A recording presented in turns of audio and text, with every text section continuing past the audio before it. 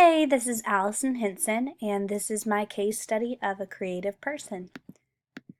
The person that I chose was Dr. Temple Grandin, and today I'm going to be talking about some diversity and equity issues that have impacted her, a timeline of her creativity, give you some visual proof, and show you an infusion of creative characteristics from articles from Dr. Torrance. This is a picture of Dr. Grandin. And to start off, some diversity and equity issues that have impacted her. Dr. Grandin was diagnosed with autism when she was a young child, and that's obviously causes lots of issues, causes lots of differences in herself and the people around her. Um, Normally, people with autism are excluded from things in school, and also when it comes to getting a job later on in life, if they even make it to that point. Autism in the workplace. According to Autism Speaks, which is an autism advocacy program, national data indicates that the vast majority of adults with autism are either unemployed or underemployed, with estimates ranging as high as 90%. This should not be the case, and it won't be for long. They believe that the unique thought processes and typical character traits of people with autism would greatly add to the workplace. And as we're going to see in a video later on in this presentation, Temple Grandin would definitely agree. Despite her autism diagnosis, Dr. Grandin has demonstrated her creativity through both her thinking processes and products that she's created. And this is a blueprint of one of the products that she's created. She found that people with autism usually do not like physical touch of other people, but they still need that pressure stimulus. So she created what she called the squeeze machine, that a person would lay inside and would be squeezed kind of like a hug, and be able to get that pressure stimulation that they need without having an actual person touching them. And this is kind of what it would look like with a person inside. Grandin's squeeze machine is just one of the products that she's created using her creative thinking skills, and we're going to see some others later on in this presentation as well. A quote from Dr. Grandin: "The squeeze machine is not going to cure anybody, but it may help them relax, and a relaxed person will usually have better behavior." So, a timeline of Temple's creativity.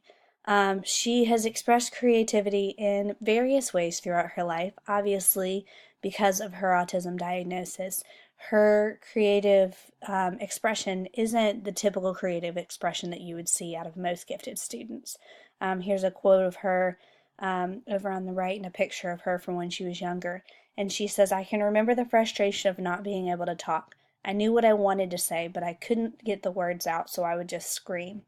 And I think it's very interesting to be able to hear that perspective of what was going on in her mind during that time.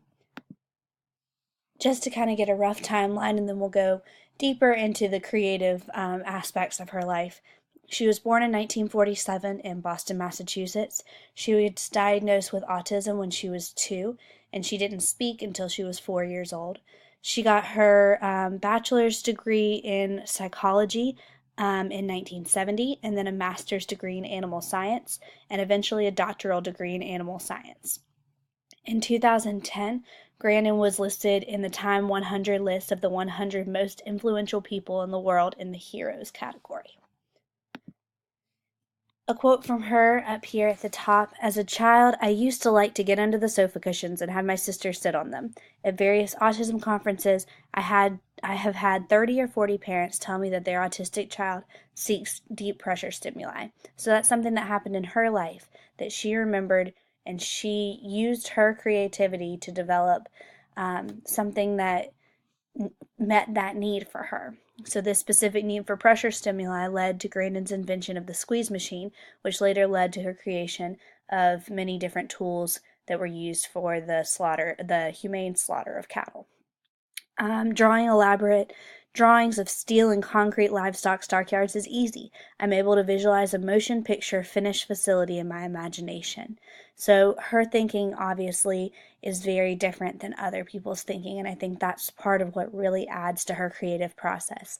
She's been interested in art from a very young age, and her parents and teachers fostered those artistic talents, and she's used these skills in adulthood to design and patent improvements for the livestock industry. She had a science teacher, Mr. Carlock, who was her mentor and encouraged her to pursue those passions in science. And at this point, she has authored 17 books and has been the subject of the movie Temple Grandin. Here's some visual proof of her creativity. This picture here is another drawing of her creative livestock slaughter mechanism. So this is a way that is much more humane for the animals, and now about half of America uses some sort of slaughter technique that was designed by Grandin. Here's a quick little video to show you, and you can hear for yourself kind of what goes on in her mind and her creative process.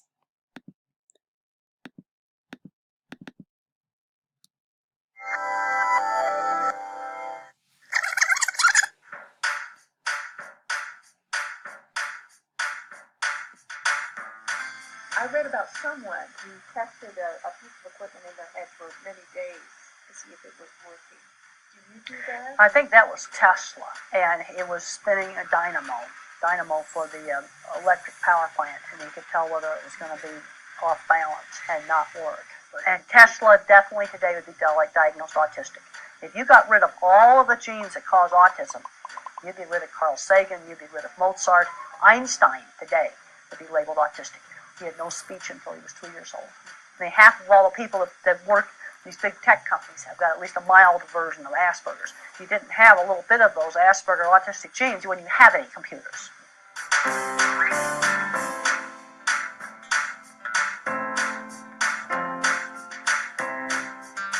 I just loved flying things. When I was a child, I loved model airplanes that flew. I loved kites. If it flew, I liked it. And then when I got into high school, it was horses. Horses, horses, and more horses. I was diagnosed with autism as a young child. I had all of the full-blown autism symptoms, no speech, screaming, just everything. It was definitely fully autistic. Now, my brain is visually indexed. I'm basically totally visual. I mean, everything in my mind works like, a search engine set for the image function, and you type in a keyword, and I get the pictures. And it comes up in an associational sort of way.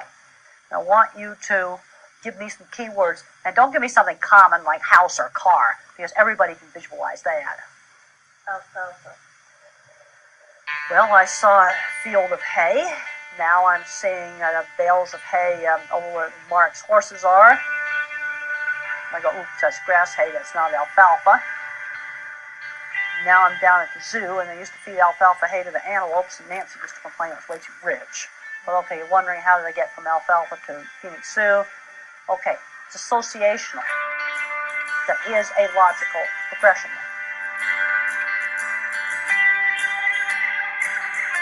I've designed handling facilities for all the major meat companies. Half of the cattle in this country, when they go to a meat plant, they're handled in a center track restrainer system that I designed. And my first big breakthrough was when I designed dip fat systems, and they worked really, really well. Like Beef Magazine, all the cattle magazines were there, and one of them called it a work of art. I mean, I was just so happy. People, being autistic, thought it was really weird, but my stuff worked. I started doing my livestock handling class. I also guest lectured on humane slaughter methods, cattle handling, meat quality things, livestock behavior for the veterinary college. And my students in my class actually have to draw drawings. One of the interesting things I have found is that there are some students that absolutely can't draw, that have learning problems, and I can tell by looking at the drawings. Because, okay, instead of just drawing nice half circles that got us all over the place, I just had a student this year in my class. Her drawings were really horrible.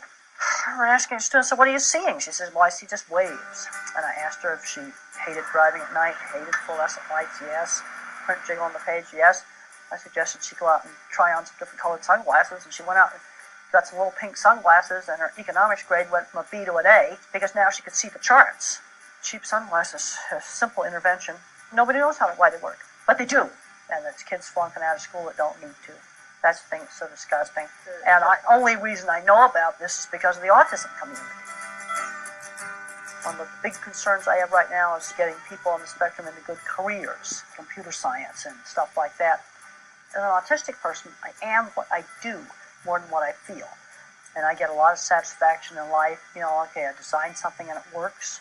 Or I have a student say, well, your course was really helpful to me.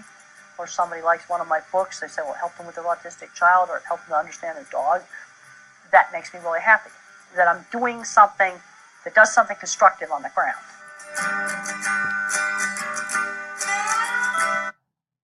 All right, so lastly, I have an infusion of creative characteristics that are central to Dr. Grandin. Because of Grandin's autism diagnosis, her creative thinking process is a lot different than others.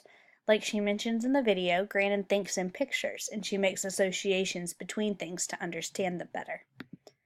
A quote from an article that defines creative thinking defines it as the process of nurturing your own imagination and allowing you to think out of the box. Being able to train your mind to think creatively helps you invent, problem solve, create, and communicate in fresh new ways, all of which Grandin has been able to do. This is Gulliford and Merrifield's 6 types of thinking ability involved in creativity, according to Torrance. Some of these fit Dr. Grandin quite well, and others do not because of her autism diagnosis. She obviously has a sensitivity to problems. She sees the need for things like a humane way to slaughter cattle and is able to do that in a new way. Flexibility is not one of her strong suits because of the autism diagnosis. Elaboration would be the ability to work out the details of a plan, the idea, the outline, to be very specific about those things. So some of these fit and some of these do not, but I think that's the case with any student. You'll have some things that fit and some that won't. You're never going to have one student that fits all of those boxes. Finally, a quote from Dr. Temple Grandin. I used to think that stupidity was the cause of people not being able to see things that were obvious to me. Today I realize it was not stupidity. It's just a different way of thinking. Here are my resources, and thank you so much for listening.